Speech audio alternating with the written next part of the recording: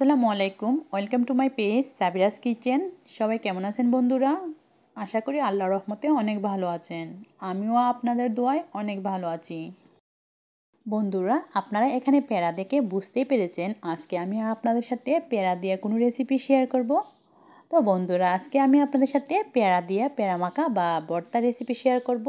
রাস্তার ধারে বা স্কুলের সামনে যে আমরা পেঁড়া মাখাগুলো খেয়ে থাকি, সেই পেঁড়া মাখা রেসিপিটাই আপনাদের সাথে শেয়ার করব।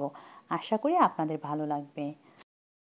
পেঁড়া মাখার রেসিপিটা আপনারা সবাই কম বেশি পারেন, তো আমি কিভাবে বানাই সেটাই আপনাদের সাথে শেয়ার করব।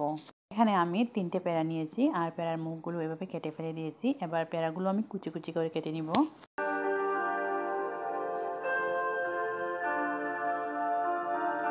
এখানে আমি সবগুলো পেঁড়া কুচি কুচি করে কেটে নিয়েছি, সঙ্গে ধনিয়া পাতাও কুচি কেটে নিয়েছি। এবার আমি পেঁয়াজ কুচি করে কেটে নিব। আমি মাঝারি সাইজের 2টা পেঁয়াজ নিয়েছি। এবার আমি একটি বোলের মধ্যে নিয়ে নিব সবগুলো উপকরণ। তো প্রথমে আমি দিয়ে দিয়েছি ধনিয়া পাতা কুচি, পেঁয়াজ কুচি আর সঙ্গে দিয়ে দিলাম তেঁতুল। তেঁতুলগুলো আমি পানি দিয়ে ধুয়ে নিয়েছি হালকা।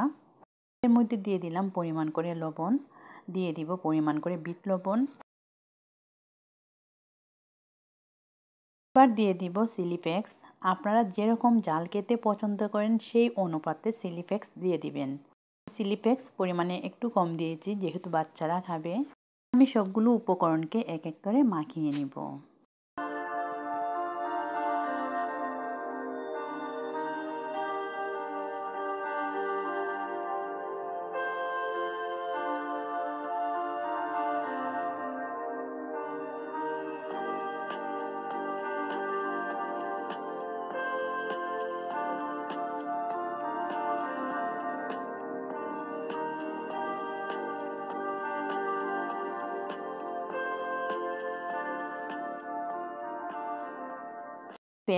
পেঁয়াজ কুচি, ধনিয়া পাতা কুচি আর তেঁতুল একসঙ্গে ভালো করে মাখিয়ে নিয়েছি।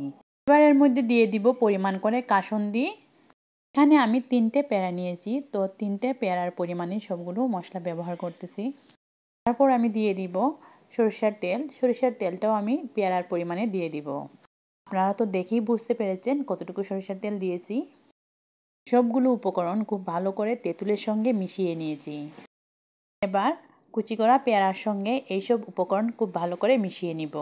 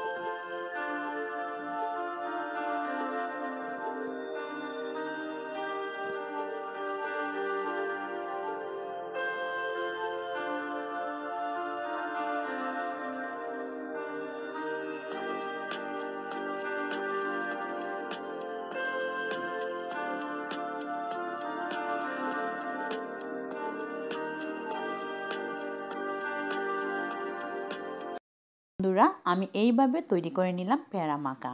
আপনারা কে কে আমার মতো তৈরি করেন পেঁড়া মাখা অবশ্যই কমেন্ট করে জানাবেন। এই পেঁড়া মাখা খেতে কিন্তু সত্যিই অসাধারণ লাগে। বন্ধুরা, আপনাদের সাথে কথা বলতে বলতে আমার জিভে জল চলে এসেছে, তো আমি কিছুটা রেখে দিয়েছিলাম সন্ধ্যায় খাবো ভেবে।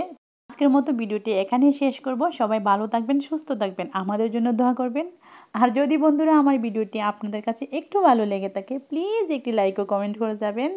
আর যারা এখনও আমার চ্যানেলটি সাবস্ক্রাইব করেন নাই প্লিজ বন্ধুরা আমার চ্যানেলটি সাবস্ক্রাইব করে নেবেন আর পাশে থাকা বেল আইকনটি অবশ্যই বাজিয়ে দিবেন। আসসালামু আলাইকুম।